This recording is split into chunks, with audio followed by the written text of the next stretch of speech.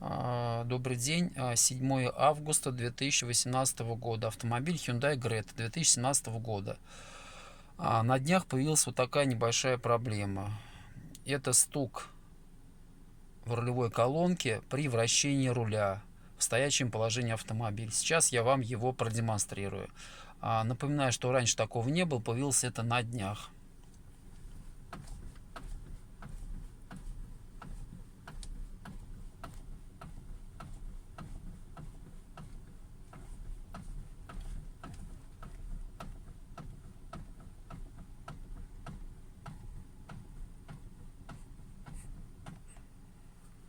Вот такая вот проблема. Еще раз напоминаю, что появился она на днях, а раньше такого не было.